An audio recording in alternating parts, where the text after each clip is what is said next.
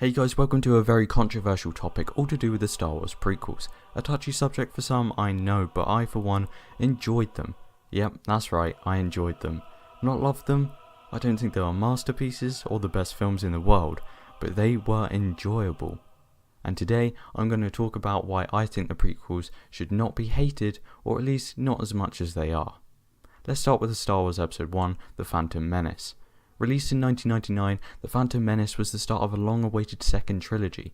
The hype for this film and beginning of a new chapter created possibly one of the greatest and longed-for moments in movie history. And for most, it was pretty disappointing. Now, I say for most, as what seems to be the pattern is that the ones who dislike The Phantom Menace and dislike the prequels are the people that grew up watching the originals that was their childhood. People who enjoyed the prequels, such as me, seem to be from a younger generation, a generation that grew up watching this trilogy before seeing the originals. The first Star Wars movie I ever saw was in fact Attack of the Clones. I was about 6 and I loved it. When I'd seen the other two movies and then went on to watch A New Hope, etc., etc., I found the originals really boring. As I've grown up and can understand more of what's happening and don't just watch Star Wars for the long lightsaber battles, I have grown to like them. A Phantom Menace does have a few things that almost everyone can agree was done well or they enjoyed. Number one being John Williams, definitely my favourite and one of the greatest film composers of all time, treated us with the most epic of soundtracks once again, in the form of Duel of the Fates. Number two, Darth Maul. A fan favourite character so beloved that he has made many returns in books, cartoons, and they are all considered canon. Within the film he also contributed to what is number 3, the final duel. This was the first, is the word intense or just well choreographed fight, and it was amazing. Backed by the amazing John Williams' Duel of the Fates, definitely one of my favourite scenes in Star Wars. Another great part of the film was the cast. Let's just forget about the child actors for the moment. But yeah, the cast. We had the likes of Ewan McGregor, the perfect Obi-Wan, Liam Neeson, a great Qui-Gon Jinn, as well as Samuel L. Jackson, all playing their characters perfectly. Now the issues. Let's start off with a very controversial opinion of mine. Let's talk about Jar Jar.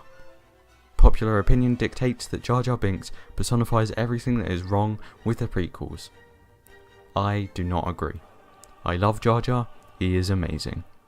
Oh, but Psycho, he's so annoying and the CGI is terrible. Oh, my eyes, my ears, the horror. Shut up. Jar Jar Binks is not a character who was created for die-hard Star Wars fans that were like in their 30s or older who grew up with the originals. He was created as a fun character for kids to laugh at. For kids. Oh, but he wasn't funny, Psycho. I grew up watching these films when I was young and I hated him. Again. Shut up. When you were younger you found the word bum funny. This guy was comedy gold for you. You've just been so caught up with trying to fit in that you don't realise that you used to laugh when Jar Jar came on screen. Fair enough, you may not like him now, and that's fine. George Lucas had the most difficult task of all, catering and providing a story that fans will love, whilst trying to inspire a new generation also. You still haven't explained about CGI for Jar Jar and the rest of the movie. Seriously, just stop talking. This movie is set in a galaxy far away. Things aren't supposed to look realistic. They're alien. They're not from around here. He doesn't look right. We don't know how he's supposed to look. It's a made up character. Stop complaining. He wasn't made for you. Ugh, sorry, I got a bit off track there. Anyway, as I was saying about the CGI, fair enough there are moments that do not look great, but this movie was made around 1998, 1999, and CGI was still not brilliant. That's the best they could have done, really. Okay, so overall there are a lot of problems with The Phantom Menace. I know that, I'm not denying that. But the people that claim George Lucas ruined their childhoods and created the worst movie ever, that's just wrong, completely and utterly wrong. I think the problem with this trilogy was that George Lucas was known as the creator of Star Wars, the great creator, the creator of the best film franchise ever. When he turns up to start directing and instructs people to produce content how he wants it, you wouldn't say no to him, would you? He created Star Wars after all.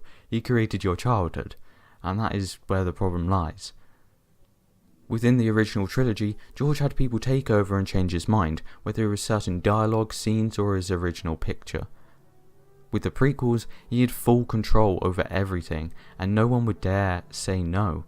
He's not a bad director, he just needed people to challenge his creative decisions to overall improve the movie. He did not need, well, yes men. So why should The Phantom Menace not be hated as much as it is? Well, for the most part, they hate it for parts of the story that weren't created for them.